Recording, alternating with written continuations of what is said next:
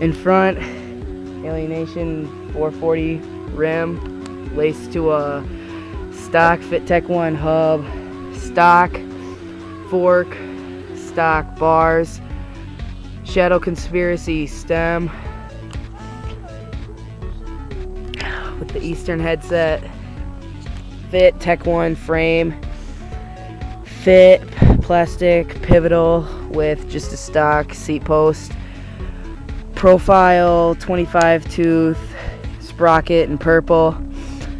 Eastern plastic pedals with stock Fit Tech 1 cranks, Tektro brake lever with a linear cable down to just stock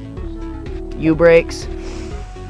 Alienation 440 back rim laced to a stock FitTech 1 hub, and that's about it.